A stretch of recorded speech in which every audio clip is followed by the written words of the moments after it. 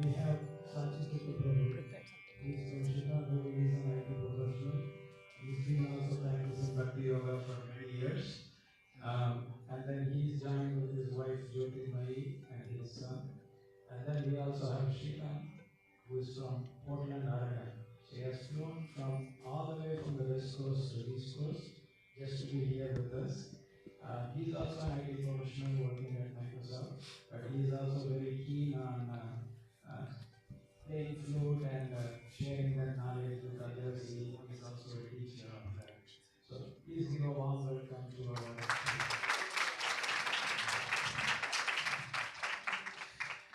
I think I have an idea why people are late, because they were told this is a wedding ceremony, so they must be getting ready for it or something. I realize that Seetha and Rama's wedding, so they're putting on their best, I guess.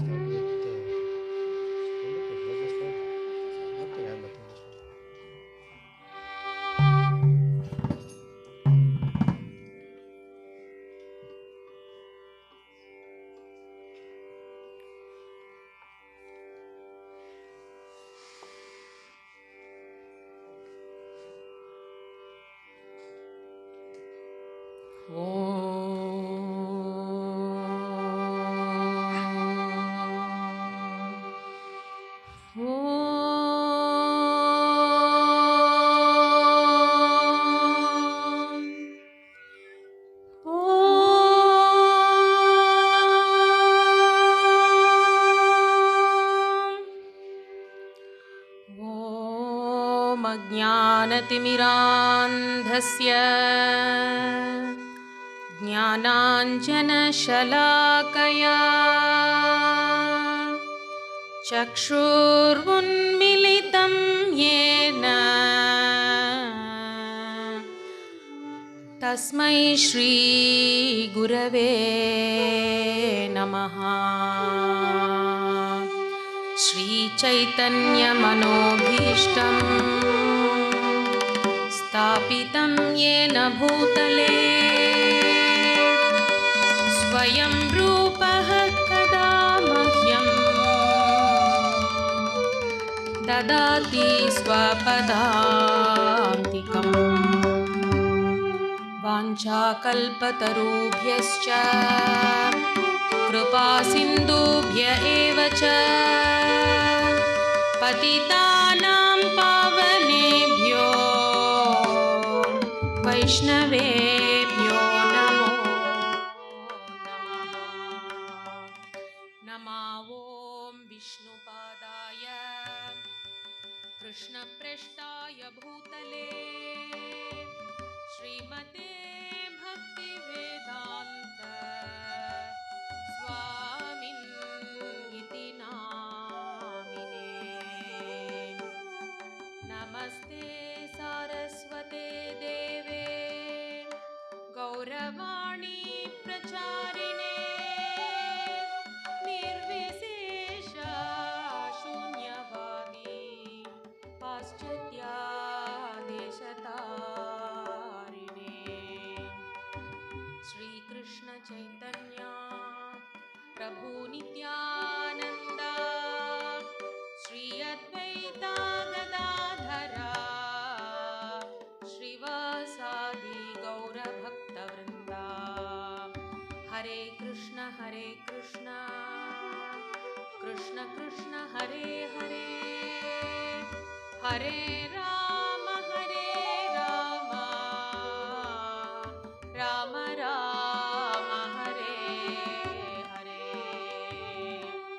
मनोजवं मारुततुल्यवेगं जितेन्द्रियं बुद्धिमतां वरिष्ठं वातात्मजं वानरयूथमुख्यं श्रीरामदूतं शिरसा नमामि। पूजन्तं राम रामेति मधुरं मधुराक्षरम् आरुह्य कविताशाखां वन्दे वाल्मीकि कोकिलम्। आपदामपहर्तारं पापहर्तारं दातारं सर्वसम्पदां लोकाभिरामं श्रीरामं भूयो भूयो नमाम्यहम् दक्षिणे लक्ष्मणो यस्य वामे च जनकात्मजा पुरतो मारुतिर्यस्य तं वन्दे रघुनन्दनम्.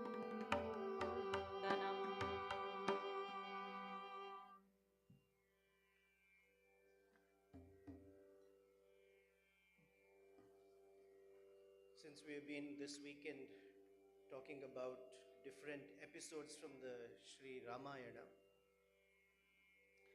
it might be a good idea to get some sense of how the Ramayana began. Unlike other scriptures or works, the Ramayana began almost as if it was an accidental outburst that was actually a curse that turned into or was the seed for this mighty scripture. That curse came from a very deep sense of sadness or lamentation. In Sanskrit we call it shoka. And that shoka gave birth to a shloka. And Valmiki, unbeknownst to him, was told that that shloka would be the seed from which the Ramayana came. So Valmiki, he has this name because for many thousands of years he had sat in one position chanting the name of Rama, Rama, Rama, Rama, over hundreds and thousands of years. And he was so absorbed in the Ramanama that ants began to crawl on him, but he had no sensation of it because he was too absorbed, that the ants then built an entire ant hill on him. And he was covered by that ant hill for a very, very long time. And an ant hill in Sanskrit is called Valmika. And because he came out of that by the blessings of Varuna and Lord Brahma, he got the name Valmiki. So after Valmiki became self-realized, a short while after, one afternoon, he was walking towards the river Tamasa to take his afternoon bath. And he was walking with one of his disciples, Bharadvaja Muni. And as he is walking through, he is narrating to Bharadvaja how serene and beautiful this entire scenery is. The forests are verdant, the birds are chirping, the flowers are fully blooming and blossoming, the bees are humming. The scene is so beautiful, the river is completely clear, no dirt or mud in it. It is so wonderful. I am so delighted to be in a place like this. And as he sees a pair of crauncha birds. Crauncha is a type of stork, if you will. And those two birds, given the scenario, were happily mating with each other. And in that mating, they were unaware of the surroundings. And while Valmiki is looking and just taking in that whole wonderful scenario, an arrow shot by his ear, and that arrow struck the male crauncha bird, and that bird fell, died instantly, because a hunter had shot that bird. So in this wonderful, very serene, placid, joyful situation, something so cruel, something so hard-hearted disturbed Valmiki that he became so angry to see the female crauncha bird crying piteously for her mate that he turned and cursed that hunter. He cursed that hunter that you will never have any peace of mind for the rest of life, because you have killed one of the partners while they were completely absorbed in their mating. It's a very vulnerable situation and you've taken advantage of it. And once we hear the verse in Sanskrit, I'll say a little bit more, because there is how this shoka, this outpouring of sadness and the concomitant anger became a wonderful shloka.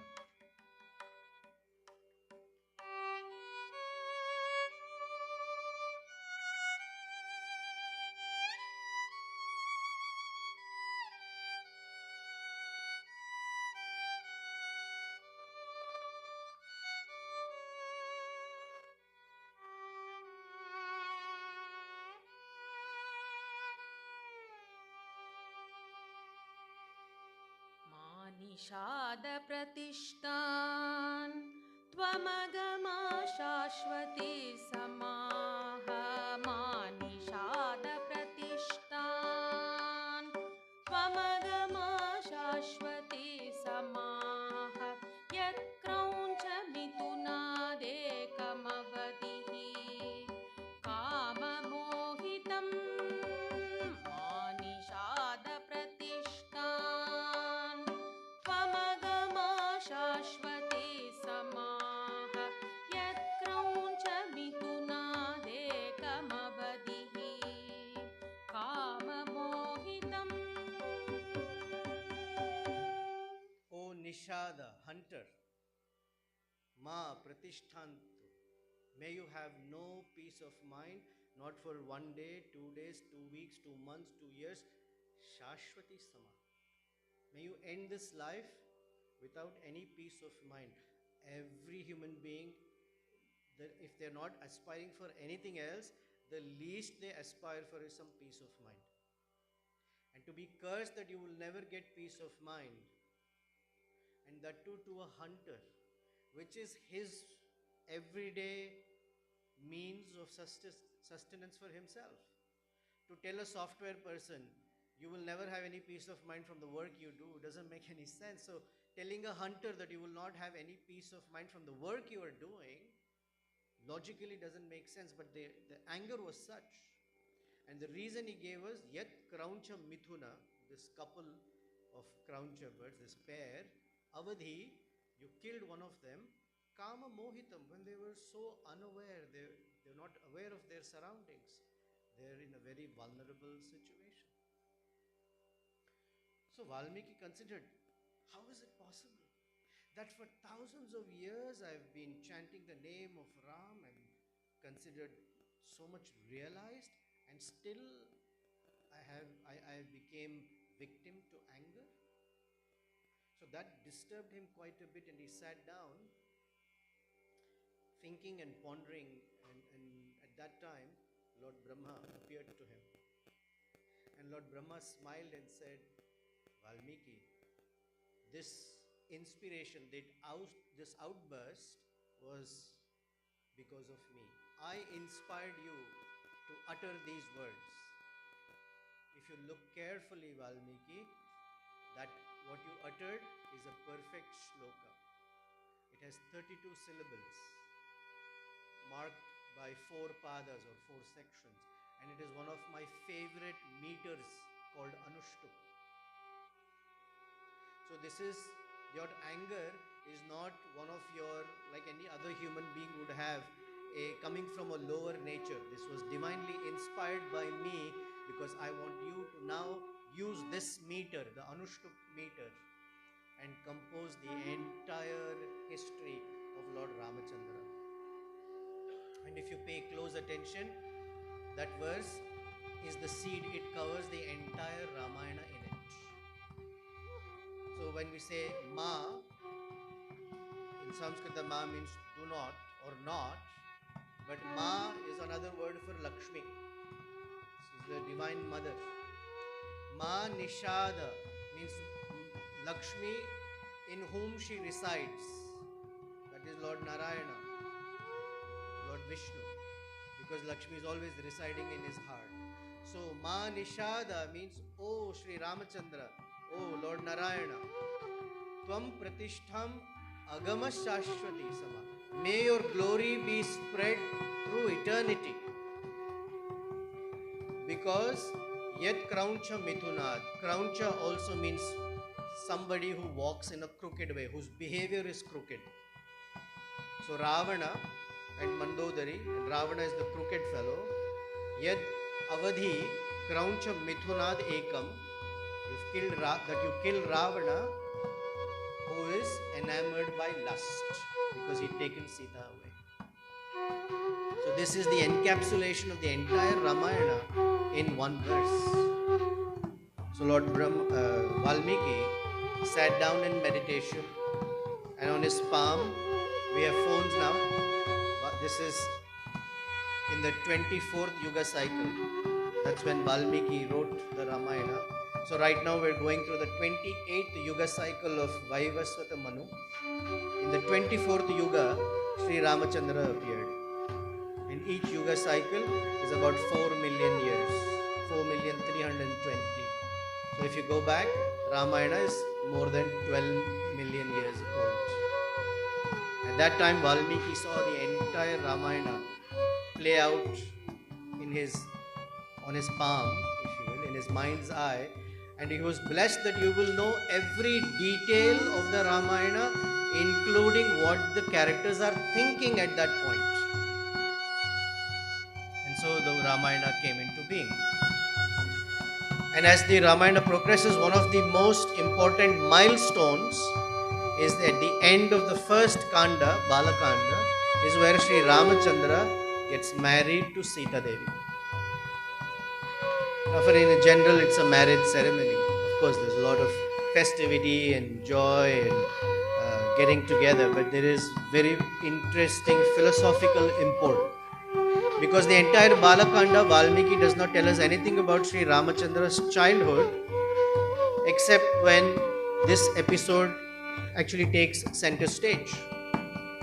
So the Balakanda covers the first 12 years of Sri Ramachandra's life. Although the first 12 move in a way that you really don't know much, except at the point when one day that Ramachandra is born and the brothers are born. That moves fast, but the real activity takes up when Dasharatha is sitting on his throne wondering.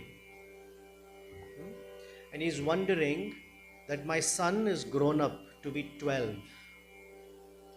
I'm worried whether he will be married or not. And it is time to find him a suitable bride. So this story is, or this narration is about how Seetha and Rama met each other to get married. But then why is it important for us? If we are interested in the underlying philosophy of it or the characterization, then the point is for Sri Ramachandra to advent and fulfill his Leela of Paritranaya Sadhunam Vinashaya Cha Dushkritam, and the Dushkritam is Ravana and his entire clan of Rakshasas. He needs Seetha Devi to be by his side. Because up until the marriage, he's only Dasharatha Ram. Only when he gets married to Seetha Devi does he become Sri Rama.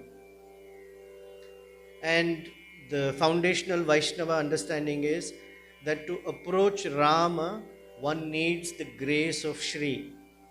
So when we chant, for example, the Hare Krishna mantra, we always chant Hare first and Krishna. Hare Rama. So we invoke the grace of Shri first, saying, please connect me to Sri Rama. Please connect me to Sri Krishna. So we always use Shri. And when we address anyone also, we say such and such is Shri, their name. That means they have the grace of Seetha that can be offered to others. Without Seetha Devi's presence, Ramachandra's Leela cannot be complete or fulfilled. That is why she plays the most important role in the Ramayana. When Valmiki finished the entire Ramayana of 24,000 verses, he was thinking, what title should I give it? Ramayana is a good title because Ayana means the path. We say Uttarayana, Dakshinayana. Right now is Dakshinayana. The sun moves in the southerly direction. Uttarayana, the sun is moving in the northerly direction. So Rama, Ramasya Ayana, the path taken by Rama is Ramayana. Then he said, yes, Rama's pathway important. But what about Seetha? Seetha's charitra is even greater. And so he thought another title could be Sitayaha Charitam Mahat. Ramacharita is there, but when it comes to Seetha, he adds another adjective, Mahat, great, the great character of Seetha. And an auxiliary title was Paulasya Vadham, the killing of Ravana, the descendant of Pulastya. Then he said the title Ramayana would be the most fitting because it covers the movements or the character of Rama, but it also covers the character and movements of Seetha, because Rama is the consort of Lord Vishnu and Rama's Ayana is Ramayana. So it also covers actually Seetha's main, she is the main star of the scripture. So as Dasharatha is sitting on his throne, pensive, thinking it is time. Now Kalidasa has a different take on it as to when Dasharatha decided that it is time to pass on the kingdom to Rama, and for me to pass on the kingdom to Rama, he needs to be married. One day Dasharatha standing in front of the mirror, this is Kalidasa in Raghu Vamsha, combing his hair, and he sees a little grey on his sideburns. Dasharatha is 60,000 years old. So when he sees the grey, Kalidasa says that grey hair whispered into his ear, "You're getting old, time to retire." So as he's pensive, and like in anyone's life, when you are deeply pondering a certain topic, somewhere the orchestration of divinity is such, sometimes the solution walks right to you or comes to you. So similarly, when Dasharatha is sitting, he gets an announcement by one of his soldiers that the great Vishwamitra, the sage of all sages, the Brahmarshi, is waiting at your front door and is asking to be escorted inside.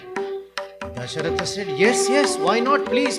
He got up, ran with all of his associates to the front door, received Vishwamitra, washed his feet, brought him inside, gave him a royal seat to sit, offered him water and some edibles, made him sit in a relaxed manner, massaged his feet and said, how great it is, how fortunate we are that a great sage like you walks into our kingdom on his own.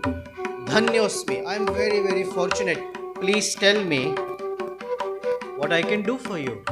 Whatever you ask, I will do for you. So one of the characteristics of Dasharatha is he makes a lot of promises and then he regrets all his promises. So he ask whatever you want, Vishwamitra, whatever you want. So Vishwamitra said, I'm glad you asked. I'm not far from here. I'm in a place called Siddhashram. And there, my fellow sages and I have been performing some yagyas. But there has been a problem. Every time we perform this yagya, it's a 6-day long yagya. On the last day, when we are about to finish and complete the yagya, from up in the sky we hear this loud, very obnoxious laughter, and then pieces of flesh are dropped into the fire. Urine, stool, dirt, flesh, blood is poured, and our entire yagya is being destroyed. I want to have a solution for it. Yes, I'm a rishi. I can curse the Rakshasas, but all of my rishi credits will go away. And you are the Kshatriya. It is your duty to protect. Dasharatha said, yeah, I can do it. Let's go. Not only me, I will bring my entire army of elephants, horses, chariots, cavalry, infantry. We will all go and make sure that your yajna will be complete. Vishwamitra smiled and said, I don't want your entire army. I don't want you. Oh, then who do you want? That little boy, Shri Rama. I want him to come with me. Dasharatha had a heart attack. I waited 60,000 years to have a son, and that too Rama. From morning till night, I call him into my presence for no reason. Rama, please come here. I just want to glance at his beautiful face. And then I tell him, go away, because I want to see how he walks. As soon as he leaves the room, I said, Rama, come back in. So my whole day spent in just gazing at the beautiful face and form of Sri Rama. And you're asking me to give him away to you? No. And he gives his reason why Ramachandra is not ready to go with Vishwamitra. ऊनषोडशवर्षो मे रामो राजीवलोचनः ऊनषोडशवर्षो मे रामो राजीवलोचनः न युद्धयोग्यतामस्य पश्यामि सह राक्षसैः अहं वेद्मि महात्मानं रामं सत्यपराक्रमम् अहं वेद्मि महात्मानं रामं सत्यपराक्रमम् वसिष्ठो अपि महातेजा ये चे मे तपसि स्थिताः. My Rama is very, very young. Unashodasha Varsha. Unashodasha, not yet 16. Sometimes it is said 1 quarter less than. So 12. He is only 12 years old. In fact, he's so young and delicate, you can't even tell if it's a boy or a girl. No mustache yet, nothing about. So he's very delicate. And he says, Me Rama, my Rama. You already can hear the possessiveness. My Rama. Unashodasha Varsho me Rama Rajiva Lochana. He has the eyes like the petals of a lotus. The hidden meaning is, Vishwamitra, you're talking of Rakshasas. My son has Rajiva Lochana, lotus. When the sun rises, the lotus opens. As soon as the sun sets, the lotus closes. My son falls asleep as soon as it is sunset. The Rakshasas only become strong after sunset. Na yuddha yogyatam. I don't see my son fitting, or he's not qualified. Pashyami shah rakshasai na yogyatam pashyami. I don't see him. I don't think he's qualified. My Rama, my Rama. I don't think he's qualified. So Vishwamitra looked at him and said, Aham vedmi mahatmanam Ramam satya parakramam. Now imagine, Vishwamitra has never been to Ayodhya. Okay, if any of you are fathers and you have a small child, a complete stranger walks into your home and tells you, you don't know anything about your son, I know. Aham vedmi Mahatmanam. Your son is Mahatma, Satya Parakramam. Dasharatha is thinking, how do you know anything? I know Rama. He's been with me since his birth. I've taken care of him every day. So this Aham Vedmi Mahatmanam is a Vedic statement. Just the words have been rearranged to look as a ordinary statement. In the Shveta Shvatara Upanishad, in the Rig Veda also, in the Purusha Sukta as well, there are statements. Vedaham Purusham Mahantam Aditya Varnam Tamasastu Pare. This is the indication of the great Vishnu. Vedaham Purusham Mahantam. Same thing that Vishwamitra is saying. Aham Vedmi Mahatman. That he's in your house who's walking like a little child, is the Supreme Lord. And not just me. If you think I'm the one only who has this realization, Vasishthopi, that Vasishta who's your main priest for your family, Vasishthopi Mahateja, ye Yecha imes tapasi stita, and all these tapasvis who are in your court, they also know. You're the only one who doesn't know. And Dasharatha said, oh, I don't know all that. I'm not sending Rama. I will come, I will give up my life for you if you like, but I'm not sending Rama. Vishwamitra became very angry. How can you say this is your Rama? How can you be so selfish that he is going to benefit the entire world, but you want to keep him in your home saying this is my Rama? I am the one who is free of I and mine. Aham mama. I don't have this ahankara. You have this ahankara. That's why you cannot recognize the Lord. As long as one has this aham mama ahankara, one cannot recognize even if the Supreme Lord is standing in front of us. And so Vishwamitra became very angry and in a sarcastic tone told him, you be at home, be happy with your family. Sometimes in Hindi we sarcastically say, "Theek hai, khush rahe." It doesn't mean you should be happy. It's sarcasm. He's telling him, you be happy with your family, you stay here, live your own family, don't think about benefit of anyone else. You are selfish, I'm walking out. At that time, Vasishta walks up to Dasharatha and says, please, don't make Vishwamitra angry. We all know the history. When Vishwamitra gets angry, what all happens? I assure you, he will take good care of your son. Please let him go. And it's only 6 days. In 6 days, Rama will come back. So very hesitatingly, to keep the promise that he had made. So we should say, be careful before you make a promise. Because once you make a promise, you have to fulfill it. So he said, I will let Rama go. Lakshmana, even without being asked, said, I'm also going. So Vishwamitra quietly left. And behind him, these 2 boys, 12-year-old boys, walked. This is the first time they are walking such a distance. They are always carried in a palanquin. They are princes, of course. They have lived life of great luxury and royalty. And now Vishwamitra is walking towards Siddhashram. And these 2 boys are walking. And as they are walking, Valmiki tells us the story after that. अद्यर्धयोजनं गत्वा सरैवा दक्षिणे तटे अद्यर्धयोजनं गत्वा सरैवा दक्षिणे तटे रामेति मधुरां वाणीं विश्वामित्रो अभ्यभाषत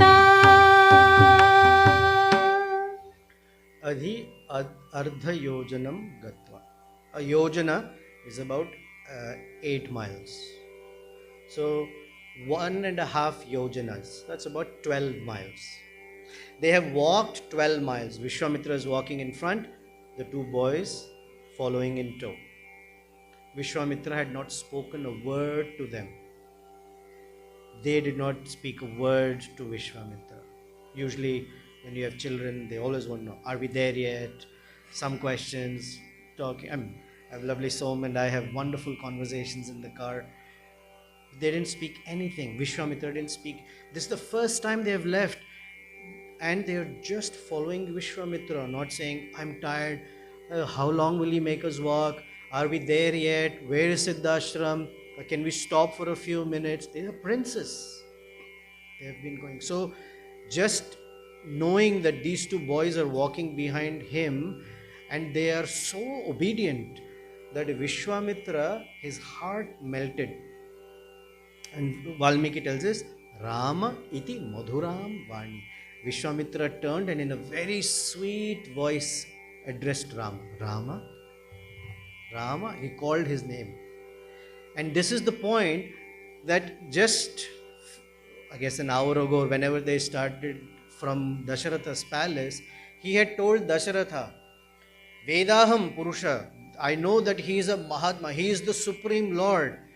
But by the time he has walked with Ramachandra, that entire Aishwarya has been hidden, and his Vatsalya, love for Ramachandra has awakened, that instead of looking around and saying, oh, the Parama Purusha is walking with me, instead he says, Rama, in a Madhuram Vani speaks to Ramachandra.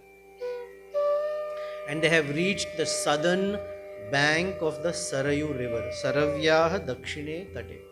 He said, we have walked a lot today, we will rest here for the night. So the boys, this is the first time, lying down on the bare ground, following their guru.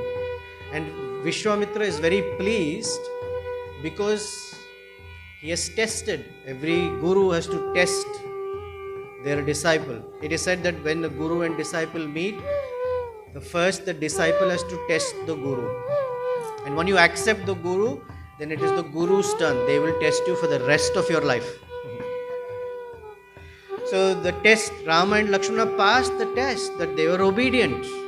It's an important characteristic. Shishya means one who is disciplined. That's why they're called disciple. They had passed the test, so in a very sweet voice he said, Rama, we will rest here for night. So the two boys lay down on the bare ground, and the next morning, Vishwamitra, who always wakes up early in the Brahma Muhurta, woke up even earlier because he was so eager to see Rama and Lakshmana as they are lying down. Usually people when they are asleep, that's not a good sign, a good sight. Either they are drooling or the hair is all badly done, say have a bad hair day or bed head. But they were so good looking, he wanted to see how they look with their eyes closed. And the sun is about to rise shortly, and he wakes the boys up.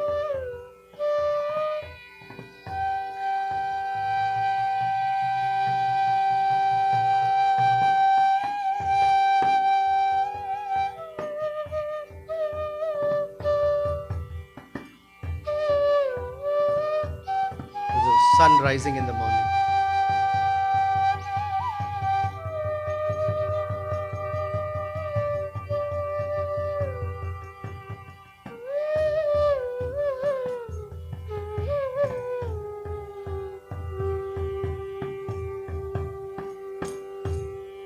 Kausalya Supraja Rama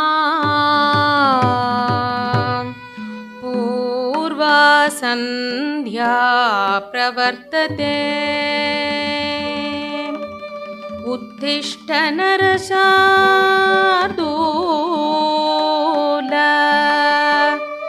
कर्तव्यं दैवमान्निकम्.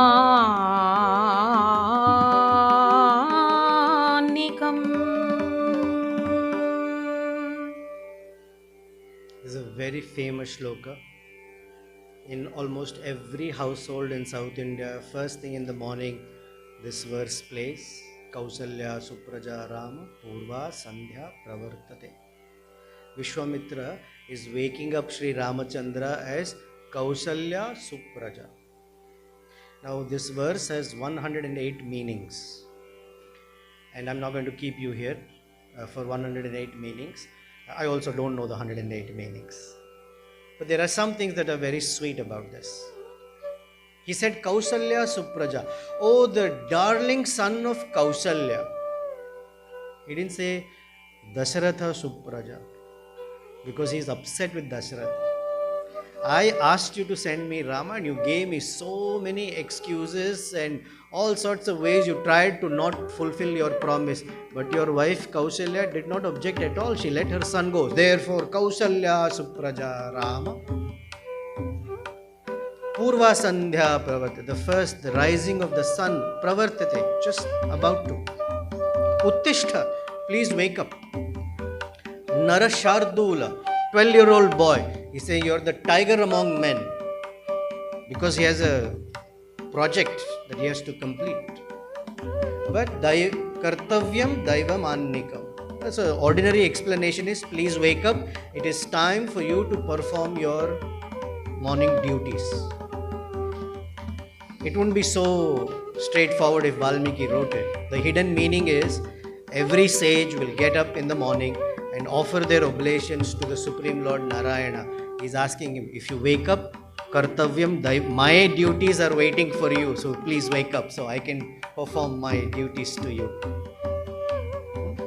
Vishwamitra is preparing Ramachandra for something. We are thinking he is taking him to Siddhashram. No, there is a hidden agenda. When sages come to ask something, always know there is an agenda. The agenda is, unbeknownst, he wants to prepare Rama to go meet Seetha. But until this time, if you ask Ramachandra, yeah, you're interested in marriage, yes, we can put your profile on a matchmaking site. Please let us know what is your bio. Ramachandra has no bio until this point, except for he's a very good boy. He listens to his mother and father. And when these statements are made, the girl's parents are always one concern. Oh, if he listens always to his mother and father, will he ever listen to my wife, my daughter? So that's not a good CV, not a good resume just yet. He needs a little bit more. I've completed this project. I've successfully launched that initiative.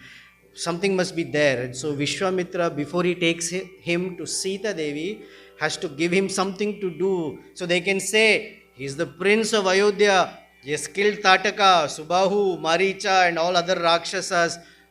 So Janaka can say, very nice boy. There is a Subhashita verse. I like that verse very much.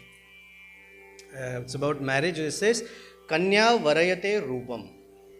If you ask a bride, what is it that you're looking for in the groom? She says, rupam. He should be good looking. That's all I care about. Good look. Our selfies should look really good. Mata Vittam. The mother of the bride wants to know, Kamata kitna hai? How much does he earn? Pita Shrutam. The father of the bride wants to know. Oh, he may be earning something here and there. I want to know, is he educated enough? Is he intelligent enough? Does he have some good academic background or not?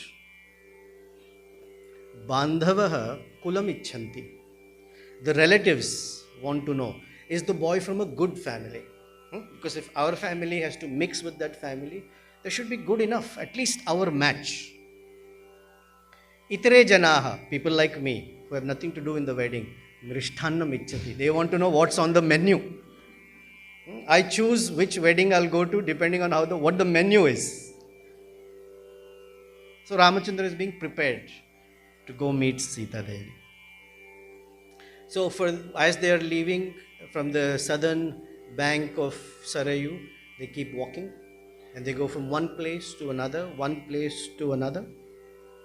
And during this time, every day as they are walking, Vishwamitra narrates to Rama and Lakshmana different stories from the Puranas and Itihasas. He talks about, at Siddhashram, the story of how Vamana gave his grace to Maharaj Bali. At the banks of the Shona river, he talked about the kings Kusha and Kushanaba, Vishwamitra's own ancestors, and how he begot the name Vishwamitra and the son of Gadhi. At the banks of the Ganges, he talked about the marriage of Lord Shiva and Parvati and the whole story of the birth of Kartikeya. Then he told him the story of how Ramachandra's ancestor, King Sagara, how his lineage came down over generations. Talked to him about the Kurma Avatara, Varaha Avatara, and taught him so many different lessons. The story of Diti and Aditi. And saying like this, they went to Siddhashram. Ramachandra, with one arrow, killed Tataka. But before he killed Tataka, Tataka's two sons, Subahu and Maricha, came to torment and disturb that yagya.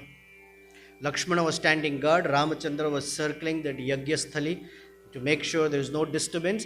And when Maricha first came, Ramachandra thought, my very first arrow, should I be killing or not killing? So he hit Maricha with such intensity that he flew 800 miles away. So that's the first intent of the H-1B visa. Maricha was sent on an offshore project. Then Subahu came with even more intensity. So Ramachandra killed Subahu and Tataka came. Ramachandra said, my resume, the very first big demon I hit is a woman. Anyway, he looks to Vishwamitra. Vishwamitra says, why are you hesitating? You're looking at the body that she's a woman. But that's not, you have to look at the mentality. It's a Rakshasa mentality. And he gives him previously how Lord Vishnu also killed a demon in a female body. He said, okay, there is precedence, because in courts they'll ask you, is there precedence to it? And Ramachandra killed Tataka. And now suddenly he has something to, Vishwamitra has something to boast, that my student has killed Tataka, Subahu, and sent Maricha away.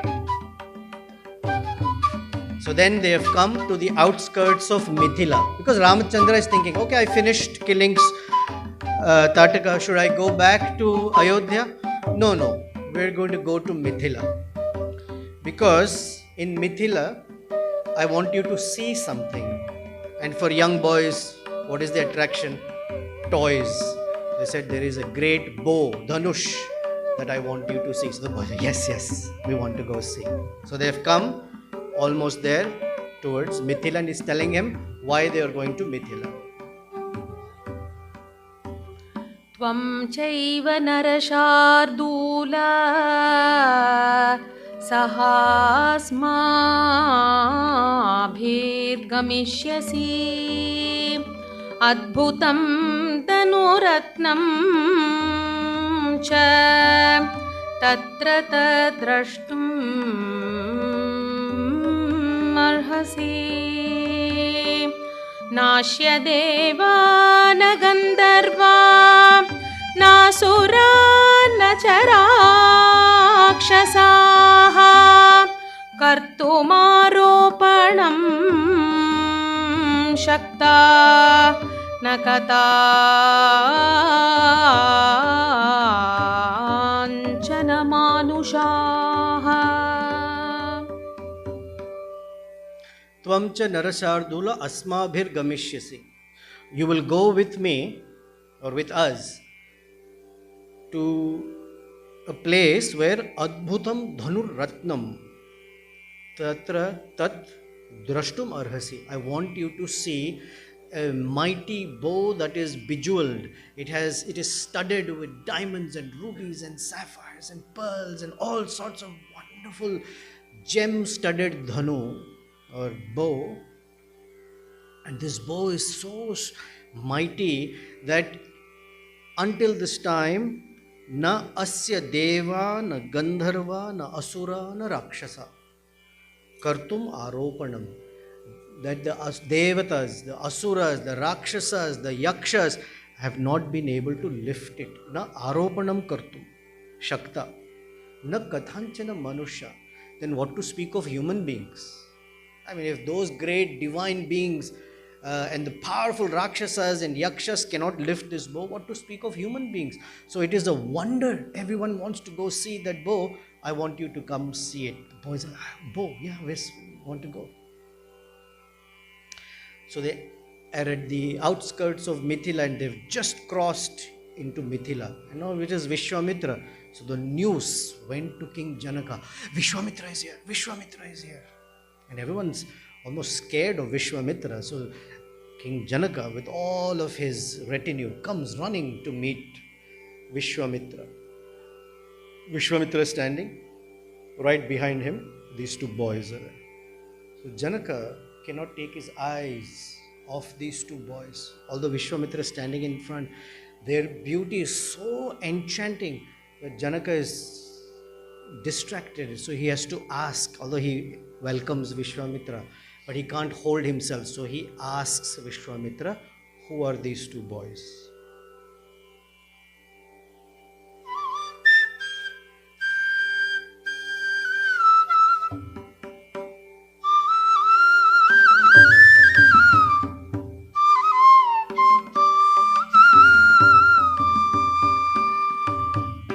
इमौ कुमारौ भद्रं ते देवतुल्यपराक्रमौ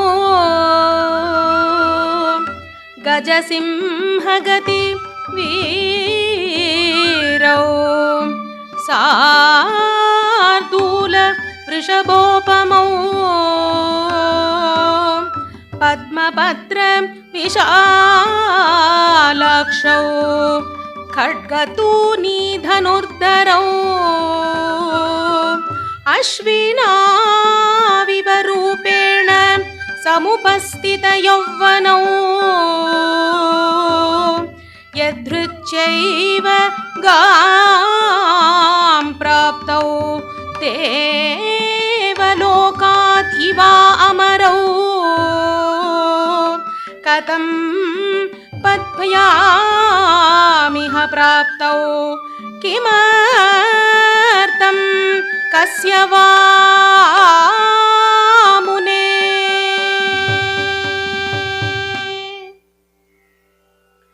When you go to wedding functions or some other social events, and if you have a son of marriageable age or a daughter of marriageable age, then the parents are usually scanning the crowd to find who's that boy, who is that girl, who are the parents.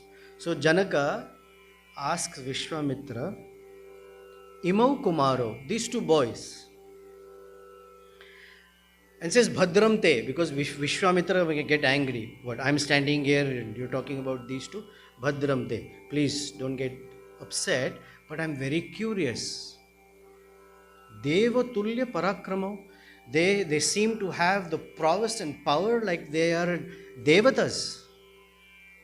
Gaja Simha Gati Viro Shardula Vrishabhopamo. So when they walk, it seems like their gait, the style of walking is like an elephant's, is like that of a lion, is that like of a tiger and a bull. Because each of these animals has a certain gait that shows their prowess. When elephants walk, they walk without a care. There's no obstruction when elephants walk. If there's any obstruction, either that obstruction gets crushed or the obstruction has to move away. Which means they are princely, that they don't hesitate to walk anywhere. Simha Gati. Simha Gati is when they walk, once in a while, lions, because the way their neck is, they will turn and look back. This is the sign of a great leader who, as they are moving forward, from time to time, they will take stock of where they have come from, what they have achieved previously. Because it gives them a good understanding of what lies ahead of them. So Simha Gati means a qualified leader's gait, the confidence with which they walk. At the same time, they are aware of what is happening behind them. Shardula, tiger. Tiger doesn't have a neck big or long enough to turn and look back. But when it walks, it is very soft-footed. That means it can come almost to be ready to pounce upon its prey without any sound. Light-footed. And a bull is, when the bull stands, everybody else knows that the bull is the leader of the herd. So their presence turns everyone's eyes and vision to them, one person. We all have experience. There's one person who walks into a room and everybody somehow energetically turns to them as like, oh, someone is big here, that he has a very big presence.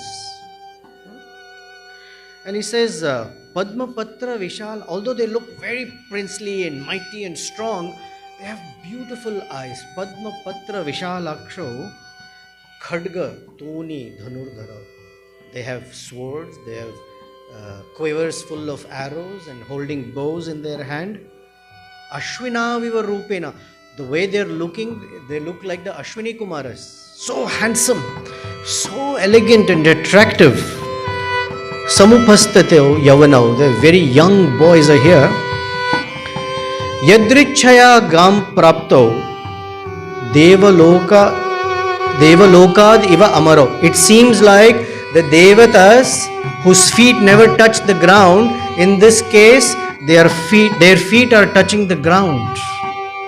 Katham padbhyam iha. How have they walked here from wherever they have come? The question is, why are they walking here? Kimartham, and what is the reason they have come into Mithila? Kasya, who do they belong to? Who is their father? Mune, please tell me. So Vishwamitra said, these are the boys of Dasharatha. Went to Siddhashrama. I wanted them to see this bow, Dhanush, that is in your kingdom, in your family. I want them to be able to see. Would you be willing to show them the bow? So Janaka, oh, very happy. Sure, why not? But before I show you the bow, let me tell you some history about this bow. Why it is in my family. He said, way back when Vishwakarma, the celestial architect, created two mighty bows that have no equal in the entire universe. And to show how wonderful these bows are, they were given one to Lord Vishnu and one to Lord Shiva. And they were invited for a celebrity match, so that all the devatas can come and see how wonderfully these two bows are used in a fight between Lord Vishnu and Lord Shiva. Lord Vishnu stood with this bow in front of Lord Shiva, and it's called Humkara. Before you start the fight, you're supposed to say As soon as Lord Vishnu said the bow in Lord Shiva's hand cracked a little bit. So Lord Shiva said, I am not going to fight this. So Lord Shiva gave this bow to one of my ancestors. His name is Devarata. And said, you please keep this bow. So he got it as Mahadev's Prasad. And from generation after generation, we have been keeping this bow. We worship it. It is very, very mighty. And it has come in our family. I said, okay. And then Janaka said, I also have a certain condition for this bow. What is that condition? I have a daughter, and that daughter, I found her in the ground when I was tilling for preparing a yajna sthali, and I was tilling. I found this tiny little baby, because she was not born from a womb.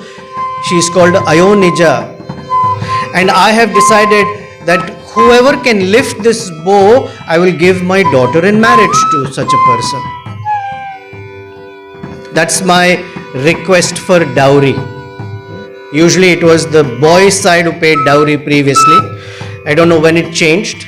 But he says, Shulka, Virya Shulka, the price that you have to pay is to show your prowess. And he says, many kings have come to my place, tried to pick up this bow, but have failed. In fact, they became so angry that they were not able to lift the bow. They have attacked my kingdom many, many times, and I've had to defend it. But the bow is still there, and I would like, if someone can lift that bow, that I can give my daughter in marriage to them. So here is my condition.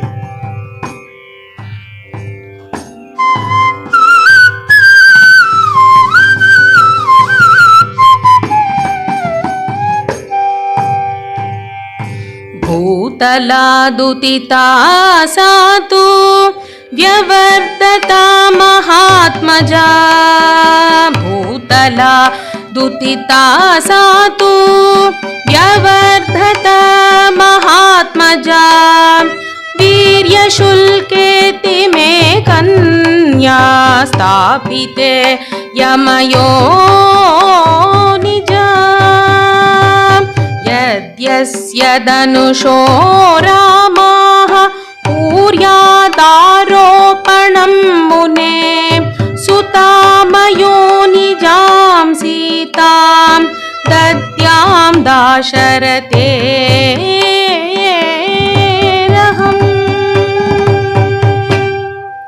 यदि अस्य धनुषो रामः कुर्याद आरोपणम, if this boy Rama can lift this bow, Sutam ayonijam Seetam dadyam. I will give my daughter Seetha to Dasharathi, the son of Dasharatha. So Ramachandra is listening and thinking, marriage? I came to go to the university under Vishwamitra. There's talking of marriage here. So then he asked for the bow to be brought there. Now you might think that the bow just came, but actually 5,000 strong men were pushing a cart, and they were huffing and puffing in pushing that cart which was carrying the bow. It took 5,000 men to push it and was brought there. There were 8 wheels for that cart. And the bow was decorated with sandalwood paste, kunkuma, haldi, turmeric, flowers, because every day there is puja going on for that bow, and was brought in front of Vishwamitra. Now we may have a question. Why did Janaka have such a condition that he keeps on saying, Kuryad aropanam yadi Ramasya? If you can lift the bow, if Rama can lift the bow, or the condition was that someone should lift that bow. Why such a requirement at all? So in another version of Ramayana, Adhyatma Ramayana and other Ramayanas, Valmiki doesn't refer to it.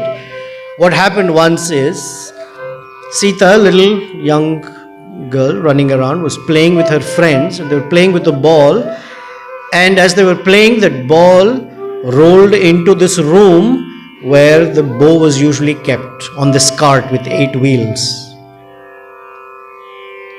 And when it came there, Seetha, the ball went under the cart and she had to get it.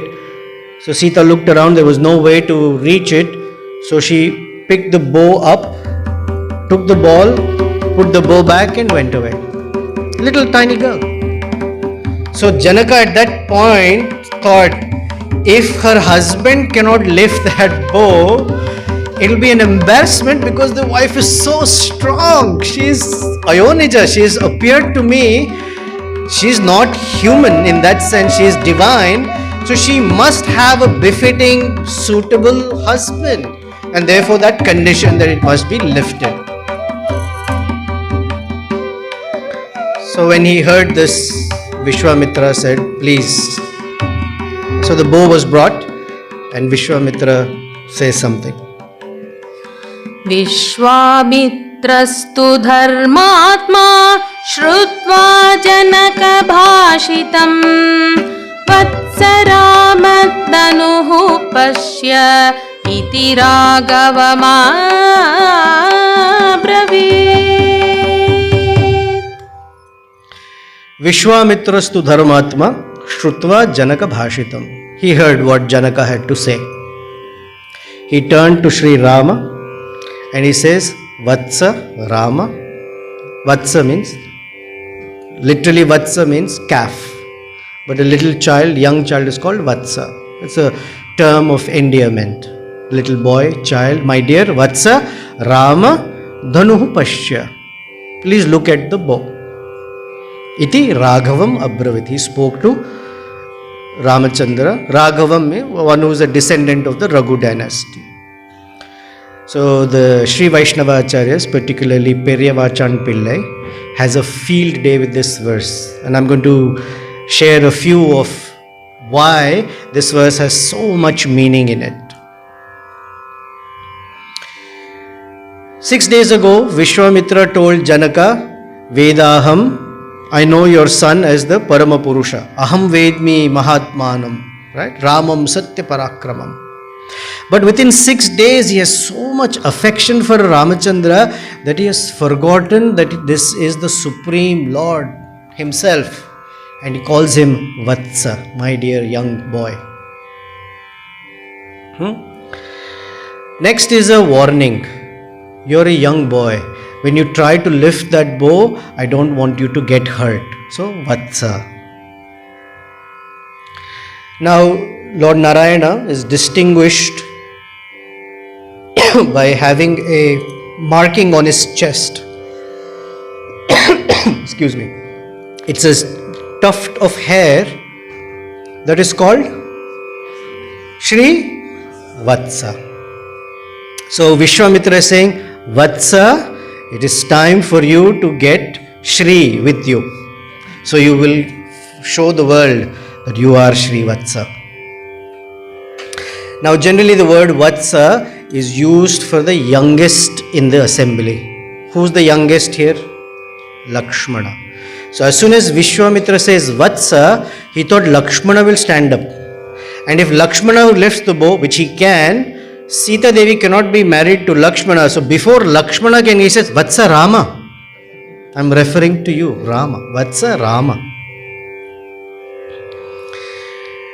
There is another version of Ramayana called Hanumat Natakam. It is said that Hanuman wrote this entire Ramayana as his realization. And in that, the address is, when Janaka said, Virya Shulka, I need a dowry. I want to know if this boy is powerful enough to lift this bow. So it's a doubt in Ramachandra's capacity. And anyone who doubts Rama's capacity, the first person who becomes angry is Lakshmana. So before Lakshmana can get up and tell Janaka, who do you think you are? How dare you speak of Rama like this? Vishwamitra said, Vatsa Rama, I want you to pick up this bow. Actually, he just says Vatsa Rama.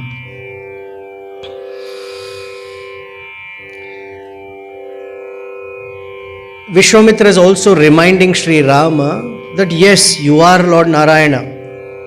So for you, picking up this bow is like how a child will pick up a toy. So Vatsa Rama, that this is just child's play for you. Then he says Vatsa Rama Dhanuhu.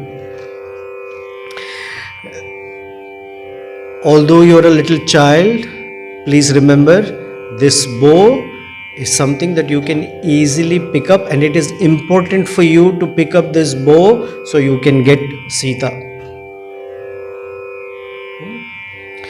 This is Dhanu, this is Lord Shiva's bow.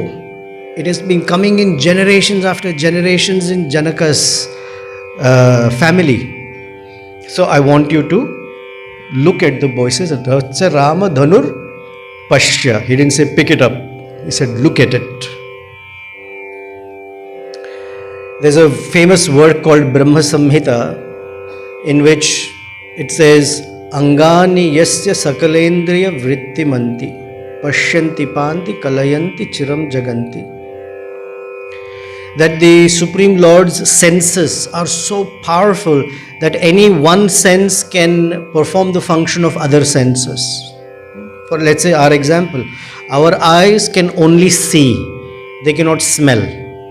They cannot move anything. Our nose can only smell, but it can't do anything else. Our hands can only move things or carry things, but they cannot see or reach beyond a certain limit. But for the Supreme Lord, all the senses are so potent that with any one, He can perform the function of all. So by saying Pashya, it can also mean that you can lift it. No, he told him Pashya. That's the conversation between Guru and disciple. Sometimes, just by saying Pashya, you can't take it too literally. Because instructions are not always literal. You have to understand the heart of the Guru as to why that instructions are being given. So I'll tell you a joke if you don't mind. I'll cut the storyline and tell you a joke. There was one guru who had many followers and disciples who were very obedient, and he was a little concerned that they are so obedient that they are not able to think for themselves. So I want them to become intelligent enough that yes, they follow my instructions, but they can also think for themselves, because you have to think and consider what the instruction is given by the Guru, so they can fulfill it. So he said to all of his students, tomorrow morning we are going out for a picnic. So please pack everything, the belongings, and prepare for the picnic. We will go out tomorrow morning. Oh, they were all excited. Picnic, yes, we'll go. They packed their lunches and they got everything ready. And the Guru sat on a horse. The disciples were all walking along and they were moving. And because they are young, not children but young, and you can get easily distracted, the Guru told them, as we are walking and going to the picnic spot, don't look here, don't look there, don't get distracted, just keep walking straight. Okay. So as they are walking, the road was not so even, and the horse had to, actually it was a donkey, not a horse, there was a donkey that the Guru was riding on, and the horse, the donkey shook a little bit and the Guru fell down from the donkey. So the donkey is continuing along, the Guru is fallen onto the ground, the students are also walking. So he said, oh, my students, pick me up. Why didn't you pick me up that I fell off from the donkey? Gurudev, you told us don't look here, don't look there, just follow. We were following. So he said, Arey, use some intelligence. From now on, if anything falls from the donkey, please pick it up. Yes. So they're walking. And because the donkey already had breakfast, he was letting stuff out, and the students all gathered behind the donkey, and he said, where are they? And turned around and they're all, what is this? Cheek, wash your hands, go take a bath. What are you doing? You said to us, anything falls from the donkey, we're supposed to pick it up. So this is not understanding the heart of the Guru. But Ramachandra is like that. When he says Pashya, Ramachandra said yes. Now Ramachandra went towards the bow, offered it some respect, looked at Vishwamitra, picked up the bow, and he picked it up and even didn't even imagine that he would pick it. He picked it up, shook it a little bit. But I will tell you what happened after that. पश्यतां नृपसहस्राणां बहुनां रघुनन्दनः आरोपयत्स्य धर्मात्मा सलीलं इव तद्दनुः आरोपयित्वा धर्मात्मा पूरयामास तद्दनुः तप्तभञ्जत्तनोर्मध्ये नरश्रेष्ठो महायसः तस्य शब्दो महानसीत् निर्गातचमनीश्वरः भूमिकम्पश्च सुमहान् पर्वतस्येव दीर्यतः Pashyatam nripa sahasranam bahunam. Raghunandana, the descendant of Raghu, while thousands of kings and other people are watching, aropayatsya dharmatma salilam ivadhanu, as if it was a child's play, as easy as the child picks up a toy, a mushroom, or sometimes as easily as an elephant picks up a sugarcane stalk. No effort required at all. And this was such a shock. People didn't even realize what was happening. The little boy picked it up. And that, as if that were not enough, Aropayitva dharmatma purayamasa. He bent that bow, picked up the string, and tied the string. Now this was far beyond what was being asked. Then held the bow, pulled the string all the way to his ear, and the whole bow cracked right in the middle. And it cracked with such intense sound that it's as if a mountain cracks with a flash of lightning. The earth shook and everybody in the assembly fainted except a few of them. Vishwamitra, Rama, Lakshmana, Janaka. Everyone else fainted from that intense sound that this boy, in a matter of a few seconds or less, not only lifted but completely broke the bow right in the middle.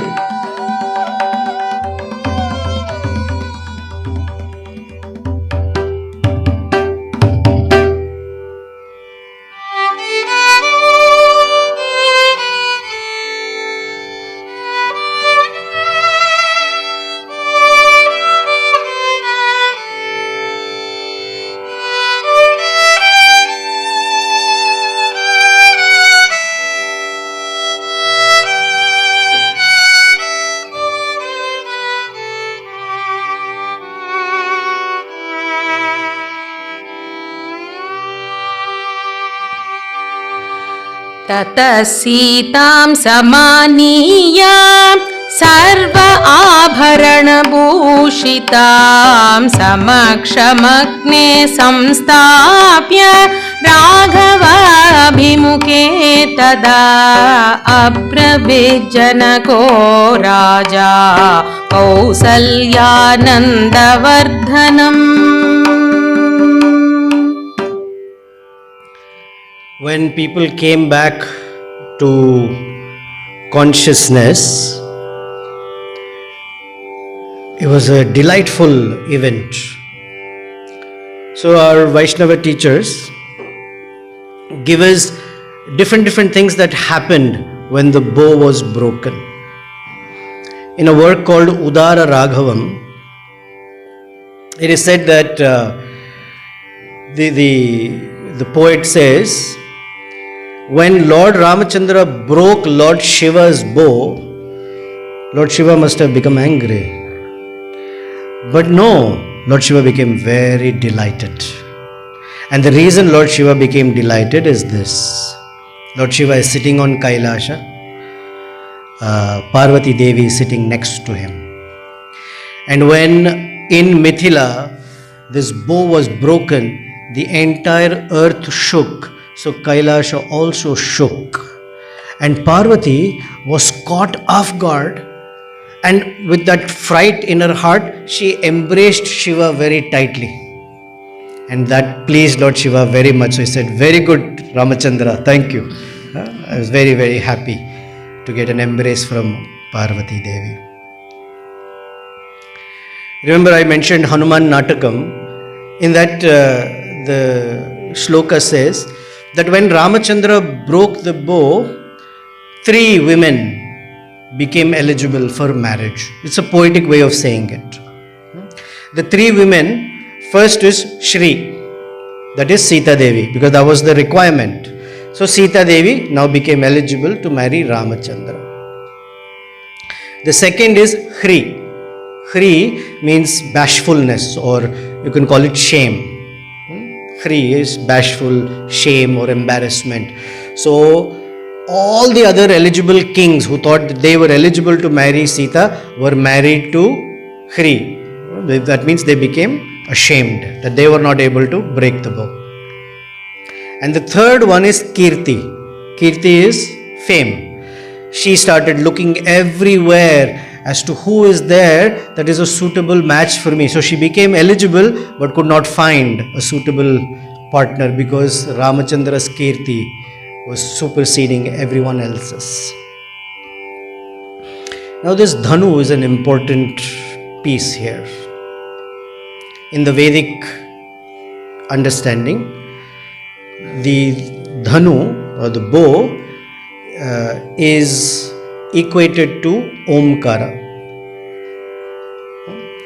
The Upanishads say that Om has 3 parts, and so the bow also has 3 parts. The upper part, the lower part, and the string that connects the lower part to the upper part.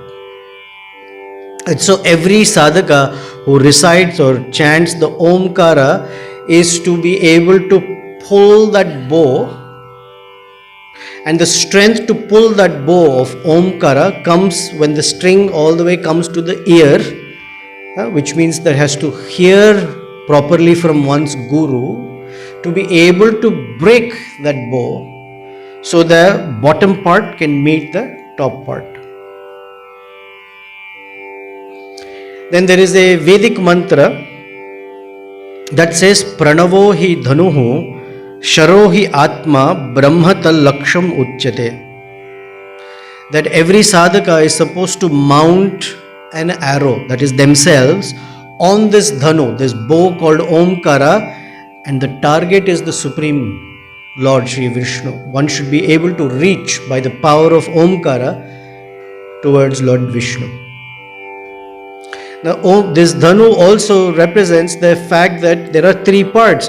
The top part is represented by Lord Vishnu, the lower part represented by the living entity, the Jiva, and the string that connects the both by the Shakti, in this case Seetha Devi or Lakshmi, that brings in contact the upper and the lower parts. But the interesting thing is, when the bow breaks, it's always the upper part that has to come to meet the lower part. The lower part cannot go up. So throughout Vedic teachings, if you see a person who has gotten self-realization, it will be either the Vishnu Dutas or Lord Vishnu personally will come to take that person back to Parampadam. So this breaking of the bow is a very, very important, even symbolic event by Ramachandra. On a more lighter side, the reason that Ramachandra broke the bow is to tell Janaka that don't come up with these kinds of things. Because he lifted the bow. Tomorrow someone else will come and pick up the bow and say, Seetha is supposed to be with me. So he broke the bow, so there is no more competition again.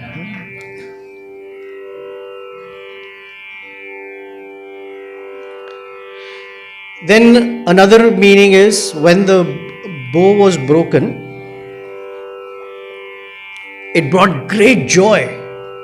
Now it got great joy to Vishwamitra for sure. But the Acharya says, actually there are other people also who became very happy. There is another sage on Janaka's side called Shatananda. Shatananda is the Purohit for Janaka, just as Vashishta is the Purohit for the Dasharatha. Shatananda apparently was requested that somehow we need to find a suitable match for Seetha. And finally, it was Shatananda who requested Vishwamitra to go to Ayodhya in the first place. So Shatananda is very happy. Vasishta is also very happy. Vasishta is happy because the advent of Lord Ramachandra now actually begins, because once Seetha is on the side, in due course of time they will go to the forest, and then Ravana and entire Rakshasa clan will be met with at that point. But the greatest joy was actually for the sages in Dandakaranya. They have been sitting in meditation for thousands and thousands and thousands of years, waiting for one glimpse of the Supreme Lord. And now that Ramachandra has appeared and broken the bow and is going to get married to Seetha, then it is very assured that at some point he will enter the forest of Dandakaranya.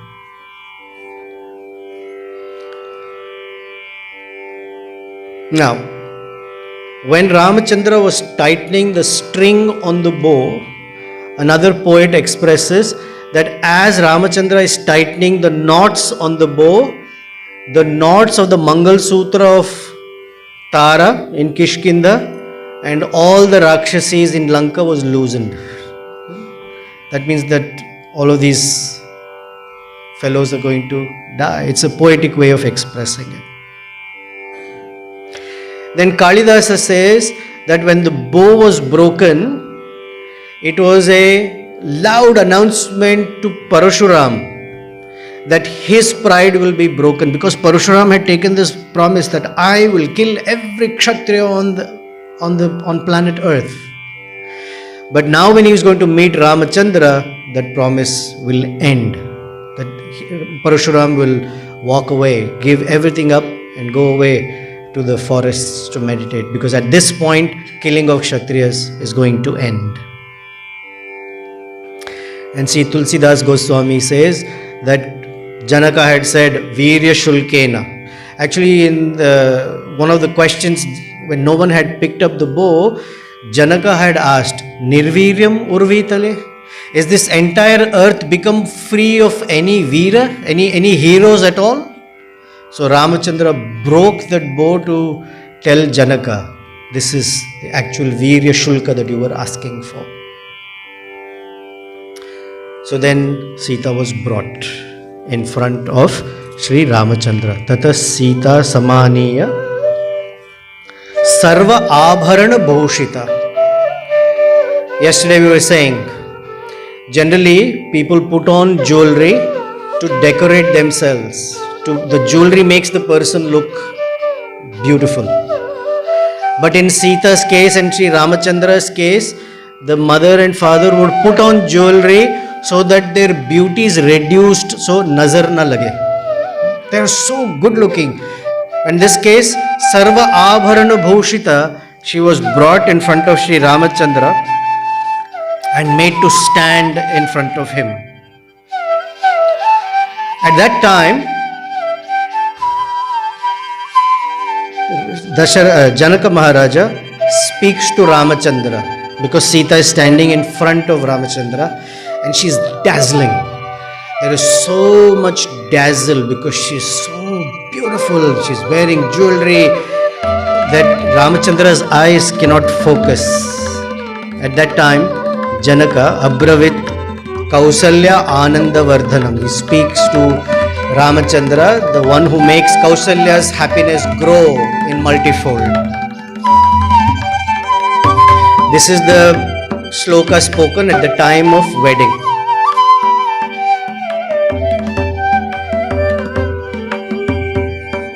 Iyam Sita mama sutta Sahadharmacharitava.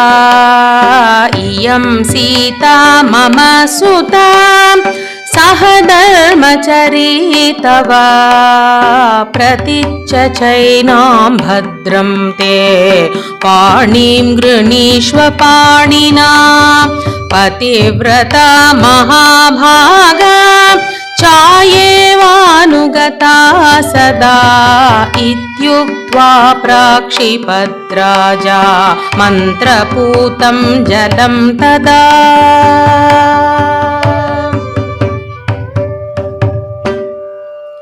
Iyam Sita.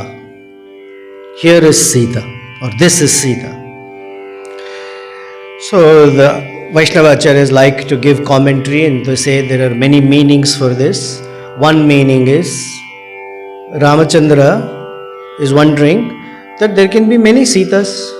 It's after all a name, like we have many Rajesh, Suresh, Ramesh, many Sitas. So he may be wondering which Sita. So Janaka is saying, don't look here and there, this Sita, Iyam Sita. Another meaning is that the jewelry and her own effulgence is so bright that Ramachandra cannot decipher where she is standing. So Janaka is saying, Iyam Sita, she is standing right here in front of you. Another is, because of this separation, they have appeared. She has appeared in Mithila, he has appeared in Ayodhya, and the Lord is always looking for his consort. So Janaka is telling that search has ended. Iyam Sita, she is standing in front of you. Then he says, Iyam Sita Mama Sutta. This is my daughter. You remember, someone else previously said, my son. Right? Rajiva Lochana, Me Rama Rajiv. This is my son Rama. I cannot give him to you to take him away. But here Janaka is saying, Mama Sutta. She is my daughter. She is my daughter because Janaka is very famous in history. Janaka means father. But this title was given to every king in that line. Janaka and Videha. Those were the titles given. So every king was called Janaka, every king was called Videha. Janaka means he was so fatherly to the entire kingdom that he was the loving father. He got a title, Janaka. And Videha means one without a body. Because the kings in that line were so free of ahankara that they got the title Videha. There was a story. Janaka was once sitting and in a yajna, and news came that his entire kingdom was under attack. And so the king was called, please come. He said, I'm doing a yajna, I won't come. How can you not come? Your kingdom. He said, that is not my kingdom. Nothing belongs to me. And his greatness became so talked about that they caught the name Videha. There's another reason. There was the one argument with Vasishtha previously, and he became so free of his bodily conception that he got the title Videha. So he's saying, for such a person who has no bodily conception of life, he's saying, Mama Sutta, this is my daughter. That means there is so much affection for Seetha Devi as the divine lady that he's saying Mama Sutta. Now Sanskrit, I don't know much, but Iyam Seetha Mama Sutta can be also read as Iyam Seetha Amama Sutta. She is not my daughter. I am free of this Aham and Mama. Just as in Yajna we say, Idam Vishnave Namaha, Idam Namama. What this offering is for Lord Vishnu, not for me. That I don't take anything. This is purely giving. This is purely selfless giving. So he says, Amama Sutta. Iyam Sita Mama Sutta, Saha Dharmachari Tava. She will follow Dharma with you at every step of your life. Since you are the embodiment of Dharma, she will also be the embodiment of Dharma with you. And she's not some fair weather friend that when things are going well, she's very nice and friendly to you, and when difficulty comes, she wonders whether, why have I married this fellow? She will always be there with you. Saha Dharmachari. That is why the wife is called, before I say that, there is a Purusharthas for a person. They are called Dharma, Artha, Kama and Moksha. And a person as is going through those aspects of life, obviously the wife also goes along. So when the person has Artha, is economic development, the wife also supports. But the wife is always called Dharma Patni. She's never called Artha Patni, Kama Patni. She's always called Dharma Patni, because she is the one who keeps the husband on track of Dharma. So Saha Dharmachari Tava. And Praticha Chainam Bhadramte Panim Grunhishwa. Praticha, please accept her hand. After all, who am I to give Seetha to you? She is already yours. She is your consort. So please stretch out and accept her hand. Now they are all Kshatriyas. They are all embarrassed that they were not able to lift the bow. What if some Kshatriya runs in to kidnap Seetha from the place of marriage? It has happened. In the case of Rukmini, Shishupal was all getting ready. Sahara was on, sat on the horse, thinking I'm going to get married to Rukmini. And right appropriate moment, Krishna came and kidnapped Rukmini. So before anyone else does something, Janaka is saying, quickly reach out and hold Sita's hand. And the wedding is only complete when there is Panigrahanam. Oh, you hold the hand. Bhadram te. May all auspiciousness come to you, both of you. And he says, Saha Dharmachari Tava Pativrata Mahabhaga. So the Acharyas raise a question. How does the father of a bride know that his daughter will be Pativrata? It's a future occurrence. You just hope that she is Pativrata, but how does he know? He is making a proclamation. Pativrata Mahabhaga. That means she will be such a wonderful friend and partner for Sri Ramachandra. Chayeva Anugata Sada. She will always be with you like a shadow. Now, when a person is walking towards the source of light, the shadow is behind. That means when you are walking towards Dharma, as a wonderful partner, she'll always be there with you, right behind you, step by step. Sometimes the shadow is to our side. That means in difficulties, in your successes, maybe in your failures, she will be right next to you as a friend. And a shadow sometimes is in front of us. When there is any danger or difficulty, Sita won't wait for you. She will step in front of you and be the first to face the difficulty before it comes to you. Because later Sita actually makes that promise to Ramachandra. She says, Agrataste Gamishyami. I will go first ahead of you in the forest, Mridnanti Kushakantakan, and I will step and crush all the thorns so that the path for you is smooth. And true to her word, who goes to Lanka first, where all the thorns and rough people are? Sita goes first. And she smooths everything for Ramachandra. So just shooting one arrow and killing Ravana is very easy. So she's the one. And therefore Janaka is telling it's a prophetic statement. Sahadharmachari and Chayeva Anugata Sada. Always she will be there as your partner. Iti prakshipat raja mantraputam jalam tada. Saying so, Dasharatha sprinkled sacred waters on both their hands that were held together in union. Now, Panigrahanam, that means the wedding is over. And as this wedding is finishing, all the devatas, rishis, they have been waiting because this is the beginning of Rama avatar in the sense of what he is to accomplish. So the sages are happy, the devatas are happy because they are being tormented by the rakshasas. Finally, their prayers are going to be fulfilled. So they've all collected in the sky looking at this wonderful divine couple, Sita and Rama.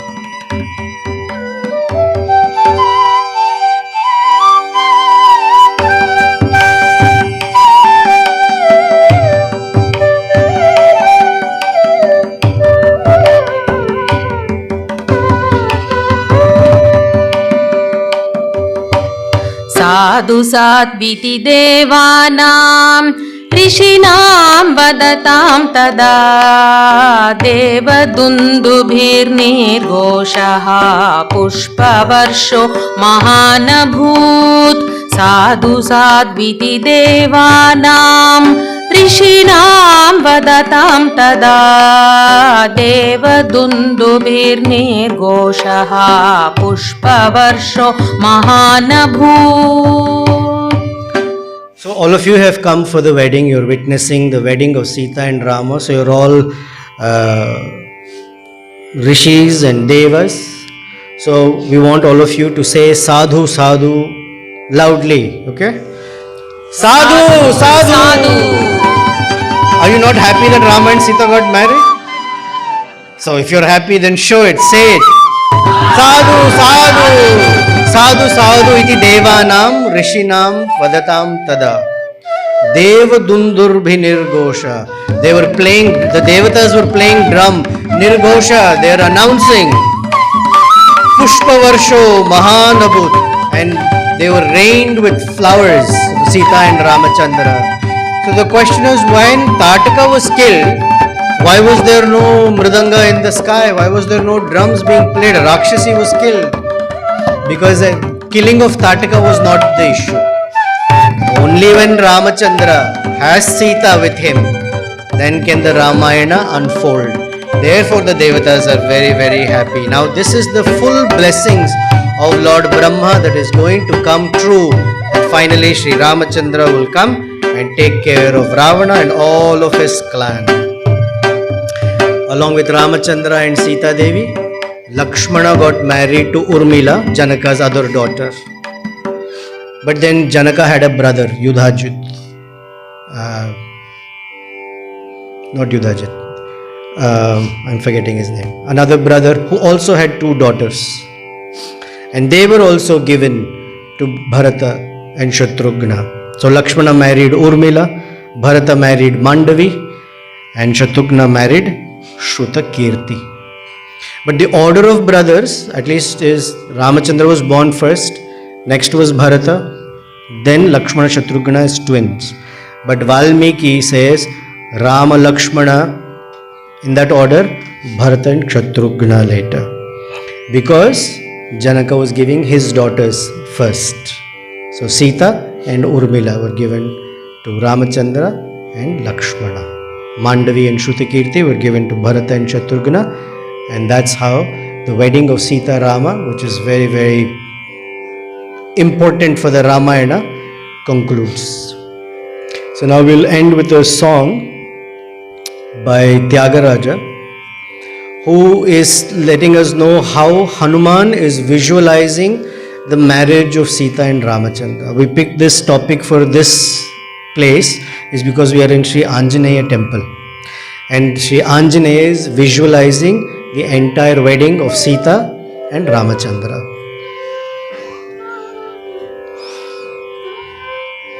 Pavanaja stuti patra Pavana charitra Ravi soma pavanetra Ramaniya gatra Pavanaja stuti patra Pavana charitra Ravi soma pavanetra Ramaniya gatra Seetha Kalyanam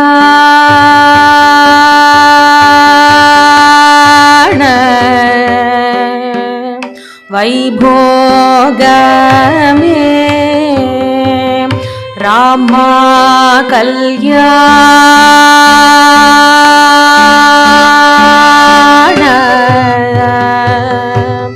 Vaibhogame Bhakta Jana Paripala Bharita Sharajala Bhukti Mukti Dalila Bhudeva Pala Bhakta Jana Paripala Bharita Sharajala Bhukti Mukti Dalila Bhudeva Pala Seetha Kalyanam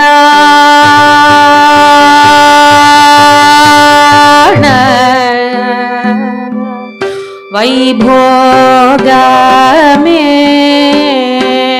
Rama Kalyanam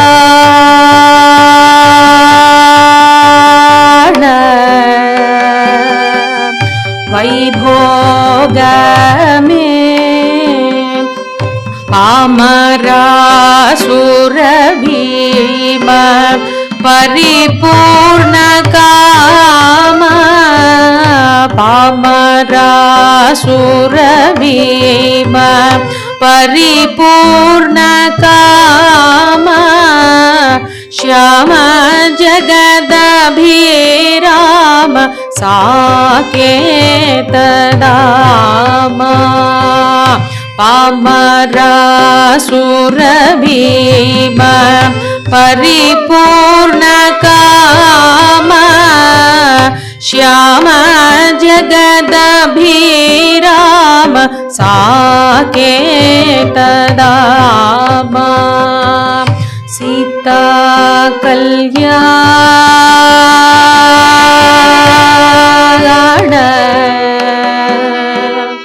Vaibhogame Rama Kalyanam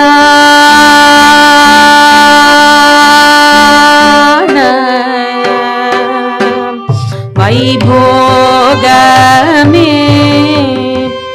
Paramesha Nuta Gita Bhavajalati Pota Paramesha Nuta Gita Bhavajalati Pota Tarani Kula Samjata Tyagarajanuta Paramesha Nuta Gita Bhavajalati Pota Tarani Kula Samjata त्यागराजनूत Sita Kalyan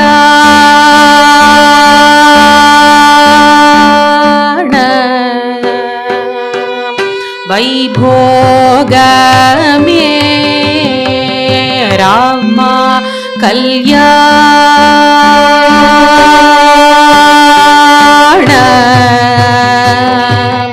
वैभोगमे वैभोगमे वैभोगमे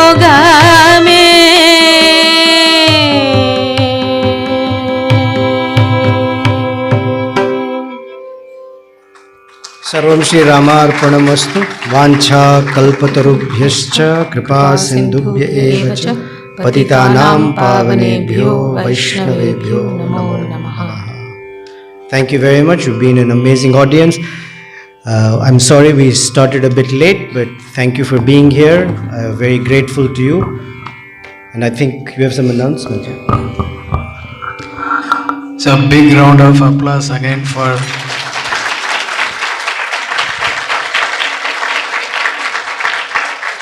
So who is from the bride side and from the groom's side? So thank you for attending this wedding ceremony. Just from hearing, we have been transported to that time and place where we are able to relish and attend the marriage of the Supreme Lord Rama with Mother Seetha. So thank you for being here. One quick thing, so after this session is ended, we will set up the lunch table to serve out food. So just give us a few minutes because the food is coming from the temple, and then we will set it up and we will be serving it out. One more announcement, Prabhu also has a YouTube channel where he has his weekly Ramayan discourses. So if you can put up that QR code.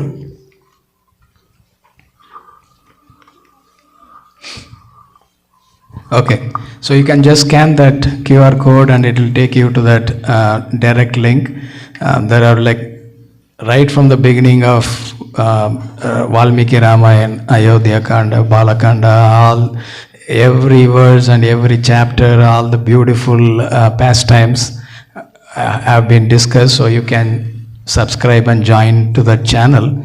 And also if you are inspired to host some event like this, please get in touch with me. We can coordinate and we can have it later on this year or next year. So, and we can request them to come and again enlighten us with all these wonderful pastimes. So one more round of applause for them.